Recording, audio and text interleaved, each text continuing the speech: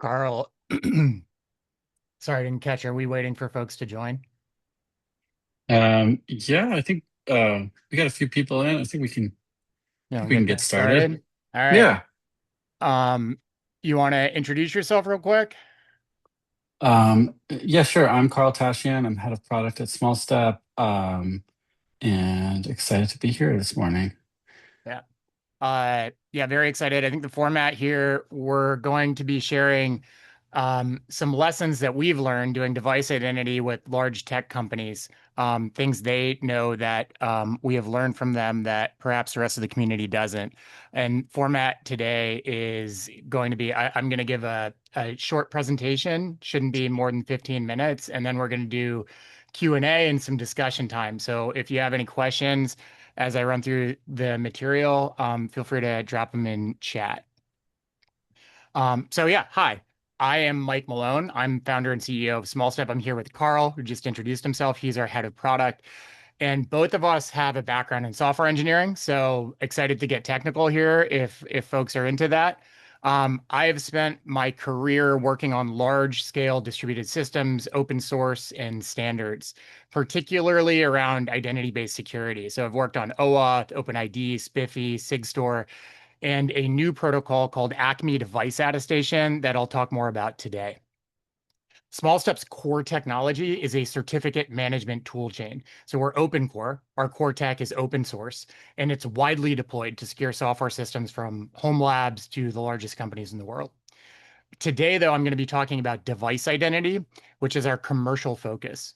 We started working on new standards for device identity about 4 years ago and began deploying commercial device identity solutions about 2 years ago.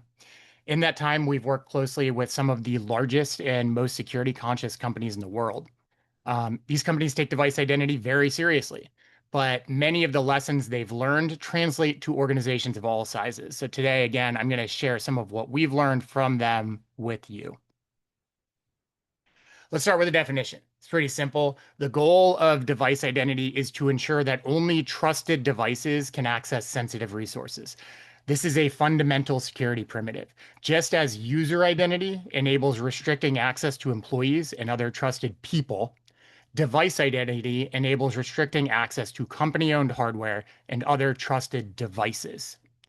When I say trusted devices, that usually includes the laptops that you give your employees when you hire them, but it might also include contractors on Chrome OS devices, dedicated devices like point of sales terminals, manufacturing devices like CNC machines and AI powered robotic arms, and your CEO's iPhone. And when I say sensitive resources, I mean internal and SaaS web apps, Office Wi-Fi, SSH access to VMs, remote access to VPNs and ZTNAs, developer access to GCP or AWS APIs, access to shared files on Dropbox and Google Drive, and the list goes on and on and on. So you get the point. Like user identity, it's important to have a simple and consistent identity fabric for all of these devices and resource types. Why is it important? Well, because device identity improves security and usability if you do it right. Restricting access to trusted devices prevents insider threats, either accidental or malicious. It prevents employees from accessing sensitive customer support dashboards from their friends' computers, for example, or pushing code to GitHub from their Mac Mini running OpenClaw.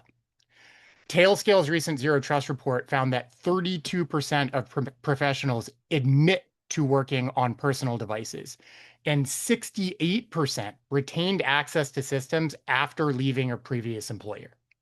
Good hygiene around device identity mitigates these risks. More importantly, though, most cyber attacks today hinge on credential exfiltration, not exploit. If you can restrict access to trusted devices, an attacker cannot exfiltrate credentials and use them on an untrusted device. This mitigates a ton of common attack vectors and improves your ability to detect and respond to any breach that does occur. Even better, since devices can identify themselves, device identity is invisible to end users. This allows for seamless access to Wi-Fi, for example. And if you do it right, device identity is NIST AAL3 compliant MFA. So it stops phishing without a security token tap. This is awesome for a lot of use cases. One example we see a lot where device identity can replace solutions like Cisco Duo is for SSH. And in SSH workflows, that security token tap has a particularly annoying end user workflow where you have to tap the token all day if you're, say, an SRE or DevOps engineer. So on this point, one of our customers reports zero account takeovers in 3 years after implementing device identity.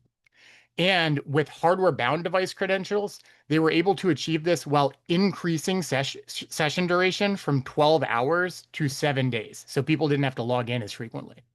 So all of this without end user impact. It's rare to get this sort of security win while improving user experience. Finally, device identity is proving valuable for securing agentic AI. AI agents are using OAuth tokens to authenticate to MCP servers.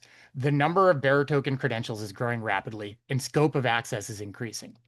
Device identity can tie tokens to physical hardware, which prevents token exfiltration attacks. This completely eliminates the biggest security challenges related to OAuth and OIDC. That is secure management of bearer tokens. Again, if bearer tokens can only be used by specific trusted devices, they're no longer a security concern. I can literally commit an access token to a public Git repo, and you won't be able to do anything with it. So to summarize these benefits, I've got a couple quotes that I pulled directly from project descriptions at two big tech companies. I can't say who they are, but they're both companies you've heard of. Tech company one says, knowing with certainty that only trusted devices can access sensitive networks, apps, and resources mitigates phishing without impacting end user workflows and strengthens our defense against credential theft. And tech company two says, without hardware-bound device identity, or what they call HBDI, attackers can easily exploit weaknesses and mimic trusted devices, leading to breaches. With HBDI, the only viable attack path remaining would be for attackers to actively proxy traffic through trusted devices. This approach is exceedingly challenging and increases our chance of detection compared to attackers using credentials on remote hosts we cannot monitor. So, if you do it right, device identity is a valuable cornerstone for a cybersecurity program.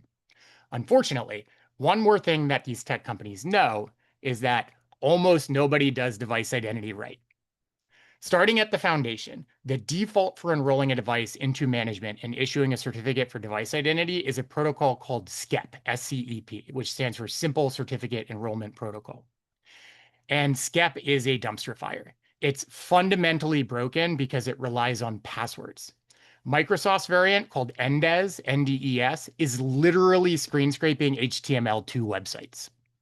These protocols were designed in the late 90s when PCs were unboxed by IT support staff at a physical desk in an office and onboarded manually before being moved and installed in an employee's office. So things have changed a bit since then, but these protocols haven't. Another anti-pattern that's surprisingly common is self-reported device identity. That means some agent running on the device calls an API or includes the device serial number in HTTP requests. But this isn't actually authentication. It's a username without a password. It's security theater that's trivial to bypass. I implemented a bypass myself a while back in a couple hours by recompiling OS query to lie about my device's serial number. Today, you could do it with Claude in minutes. So, how do you do device identity right?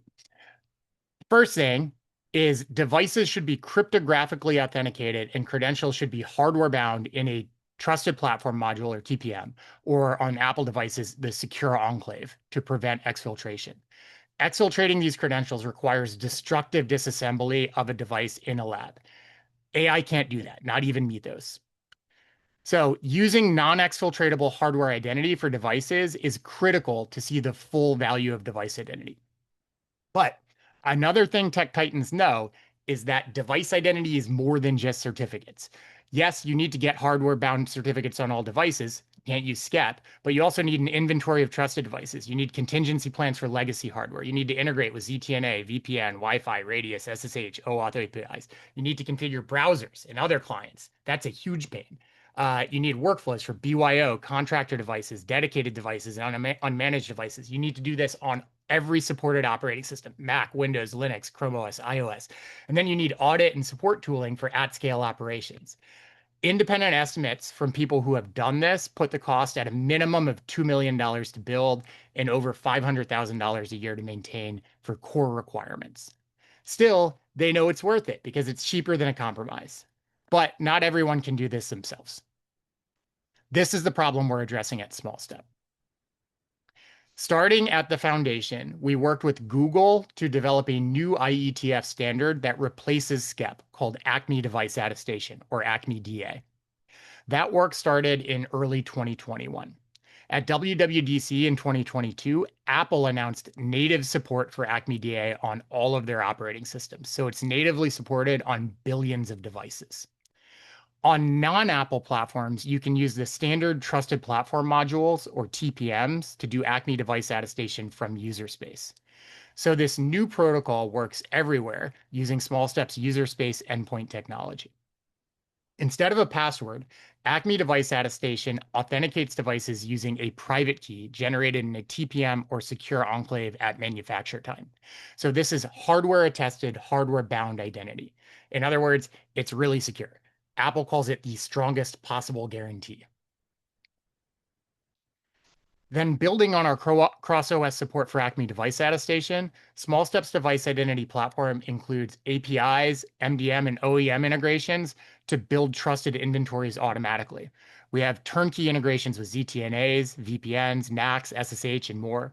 We have automated configuration of browsers and other clients, workflows for BYO, contractor, dedicated devices, unmanaged devices, with backwards compatibility with SCEP and NDES for legacy hardware. And we have audit and support tooling for at-scale operations. We partner with OEMs like Apple, Intel, Lenovo, Dell, and Framework. So when you buy a laptop, it leaves the factory with a hardware-backed private key in the Secure Enclave or TPM, and your OEM vendor tells us you bought a new device and syncs over the device metadata to a trusted device inventory for high assurance enrollment. Via this integration, devices can cryptographically identify themselves as soon as they leave the factory. That means you can drop ship a laptop to a remote employee and it can automatically identify and enroll itself. This cuts IT overhead and improves end user out of box experience. This is the golden path. It's the spark of trust for device identity. But we also have solutions for brownfield deploys with existing fleets and legacy hardware. We can integrate with existing inventories. We offer workflows to enroll unmanaged devices and gather metadata to upgrade everything to high assurance device identity using Acme DA. Once devices are inventoried and onboarded, our endpoint technology and integrations make it easy to enforce device identity policy for all of your important use cases. Wi-Fi, SSH, VPN, ZTNAs. We've gone over a lot of these. GitHub and code signing is becoming increasingly important with supply chain attacks like Trivy on the rise. So we're already deploying this tech with companies of all sizes, from startups to some of the biggest companies in the world. Our goal is to make it easy for everyone to adopt best practices for high assurance device identity. Or in other words, at Small Step, we do device identity right. So that's the end of my prepared presentations. Hopefully, people found something useful in that content. And now we're going to open up the floor to questions, and Carl and I are going to have a more open conversation. Yeah, feel free to drop questions in the Q&A. There's a few things that stood out for me in the presentation. One, I was thinking about the agentic AI use case and the challenges around that. But before we go to that, you know, can you kind of speak a little about practically? I heard there is this challenge of hardware, hardware bound device identity and enrollment. Then there's the challenge of inventorying all of your devices and making sure that you have a strong inventory. And then I heard the challenge of like getting all these credentials out to different clients in your ecosystem, like that, whether it's Wi-Fi, VPN, apps, SaaS apps like GitHubs, sign commits. How does Small Step on a like very practical level address each of those pieces? Like what does it look like on the ground for somebody deploying it? Well, operationally, our goal is to make it easy as possible for practitioners to deploy and invisible for end users. Practically, in terms of what that looks like for us, is it's really hard, and there's not a lot of standardization in terms of how different services and technologies uh, support, or in some cases don't support, and we need to engineer around the ability to identify devices and enforce trusted device policies. Um, just to give you some examples, for Okta, we have to act as a double redirect IDP in the Okta single sign-on flow. For SSH, we have to expose, we actually have a cross operating system hardware backed SSH agent that's part of our endpoint technology. Right. And we have to generate derived hardware tested hardware bound certificates because Acme device attestation only works for X509.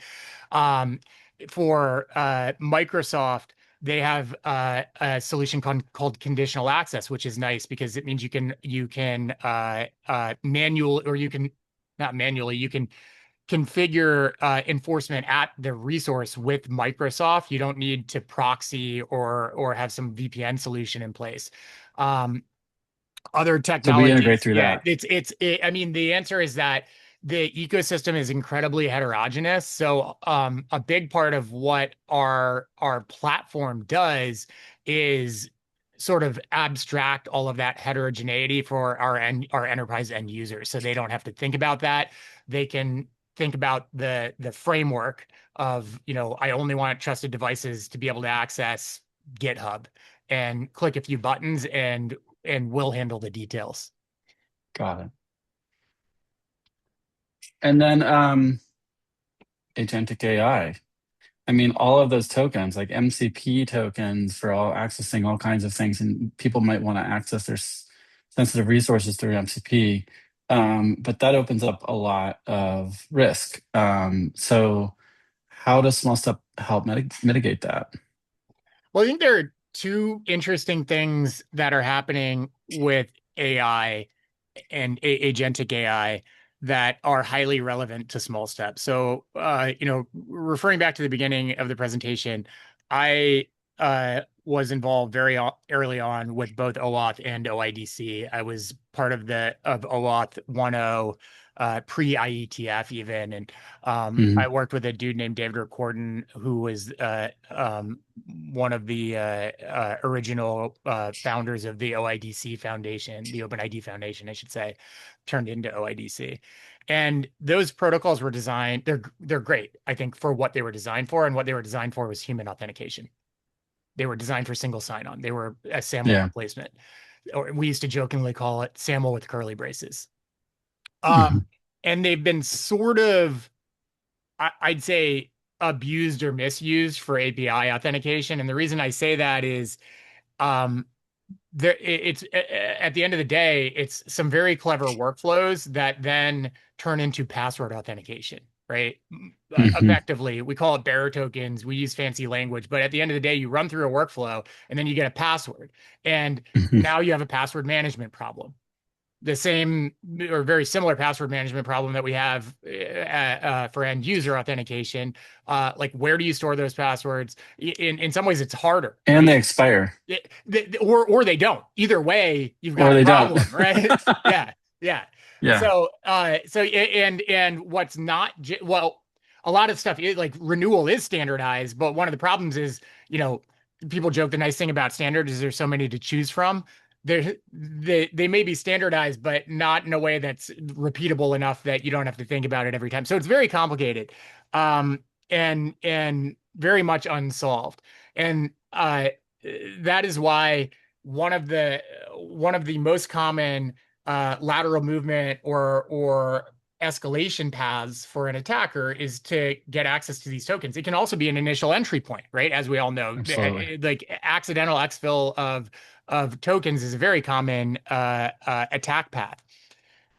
So the the bigger sort of ecosystem problem is we can't get rid of that stuff. It's too ingrained. It's too much a part of the ecosystem. And the good parts, it's not really even necessary or desirable to replace the workflows. The workflows are fine. The workflows are good. The mechanisms by which we do sort of three-legged or two-legged or delegated authority, or like there are, many different permutations of OAuth and OIDC workflow that ultimately end in the issuance of one of these tokens. So it's not the workflows that are the problem, it's the tokens, the credential that's used at the end of the workflow that's a problem. Hmm. Uh, I think the direction that the ecosystem needs to move is the same direction that we went in with passwords, which is we can't replace passwords, at least not short term, but what we can do is augment them with an additional factor. Hmm. And in both cases, the solution is actually very similar. The additional factor that solves the exfiltratable credential problem is a non-exfiltratable credential, which means it has to be asymmetric cryptography. It has to be a public-private key pair. In the case of a In order, passkey, yeah. yeah, that's the solution, right? That's what a passkey is. It's a physical piece of hardware that has a private key on it that cannot be exfiltrated. So the same idea for a workload or an AI agent is a hardware bound device identity credential. It's something physical, grounded in the real world that cannot be exfiltrated. You can physically inventory it. You can put physical security around it. It's in a data center or it's in the data center of some vendor that you trust. So that is I believe the solution, and most people in the community would agree. The sort of term of art that's used in the OAuth OIDC community is sender bound access tokens, but there are a Hmm. number of fairly straightforward ways to implement a multi-factor flow for APIs or for AI agents. And is that the kind of thing that um,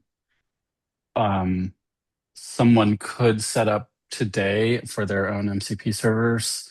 Like if Absolutely. they're, yeah. Yeah.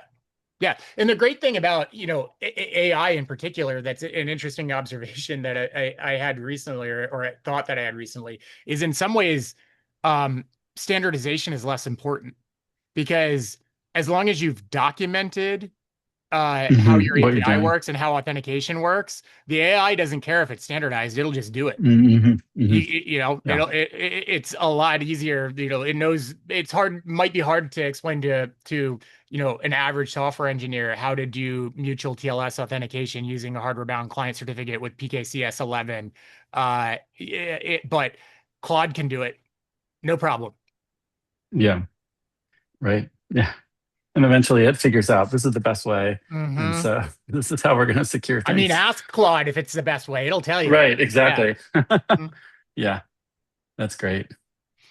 Um, cool. And yeah, it's interesting also, just talking about all of these things that you shared, it's like these are great if you do it right. And interesting to see what these big companies have to go through in order to do it right now.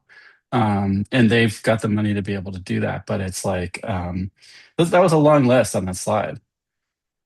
Yep. And one of the reasons we have a lot of that background context is because even the small number of companies that have gone through the trouble of quote unquote doing this right, uh, we've had the privilege of collaborating with them because uh, every single one of them still has gaps. Hmm. Hmm. Hmm. Yeah. Um, they still have unsolved, gray area exceptions. Yep. So most of them are still using some, maybe not our full platform, but some piece of technology that we've provided to help fill some gap somewhere, whether it's Linux or Or yeah. exposing hardware bound credentials on Apple devices to Chrome. They're Yeah. weird corner cases that are a Hmm. lot of work to figure out and require um, cross-industry collaboration, frankly, between companies that maybe don't always collaborate very well. Yeah. Zero touch enrollment is another one, right? Hmm. That's a Oh challenge. yeah. It's We're a working with dream. Jamf to the MDMs have to Hmm. change to support it. So we're working to OEM some of our technology to enable that. So yeah, all of these, the again, sorry, the MDMs need to change for enrollment. The OEMs need to change so that you can automate both need to change because you need a Yeah. platform certificate, EK pub The key. platform, yeah, it has to integrate with the platform Yeah. like security stuff. Yeah. That is very cool. Well, we're coming up on half an hour. If there's any other questions, feel free to drop them into the Q&A. Otherwise, I think we can wrap up. You got any more thoughts having shared this presentation? I know it's been a minute. You shared this at the what you shared this before at the Yeah, a Jamf variant of this conference. at the Jamf JNUC, the Jamf Nation user conference. Um, yeah, I'd say, since then, i- if I a few things I have learned. One is the technology, the ideas here are definitely proliferating. More and more Hmm. people are understanding the importance and the nuance of not all solutions are the same and problems with SCEP.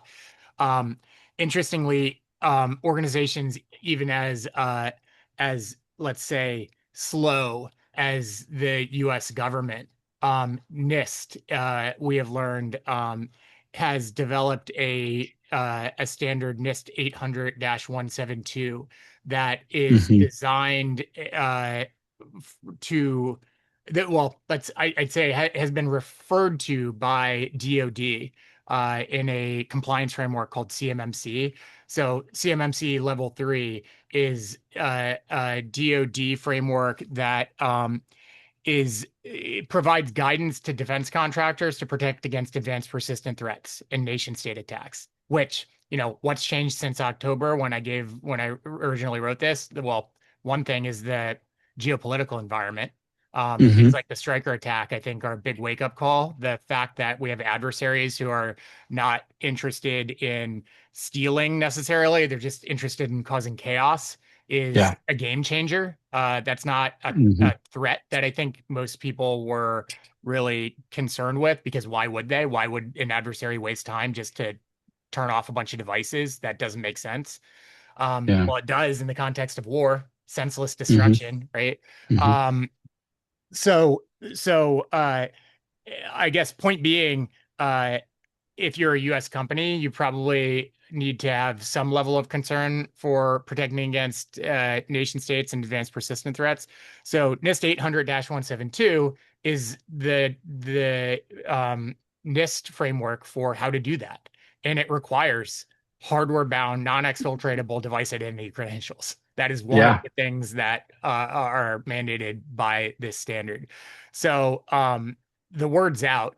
Um, the other thing that is obviously, talk to death, and I don't want to be cliche or like too sort of vacuous on this, but I think it's real, is uh you know, the threat that defensive or offensive use of AI and Yeah. how we can defend against that and how the industry needs to respond to manage that threat. And I do think that um that's real. Um and it's hard to say how big it's How going to big it be, is. Yeah. right? Um Hmm. what I can say is we've seen an increase in vulnerability reports, and Hmm. we know that the people who are reporting those vulnerabilities found them using AI. And Yep. uh the vulnerabilities that they found were not in new code. It was in code Yep. that's been open source for 6 years, 7 years, 8 years, and it's being uncovered now by AI. And Yep. like the Mythos thing, Anthropic's talking about now. Um, my Right. This initial, new model that's supposed to yeah, be like really, yeah, they're out catching a there lot more. saying, yeah, it's going to be a Hmm. big cybersecurity threat. Um, and some of that I'm sure is PR. Like they like to do this every time there's a new model, scare everybody, it gets attention. But I've talked to some people who have preview access who are not dumb people and have no reason to really amplify that PR. And what I've heard from them is legitimately like you should be concerned. It's very good.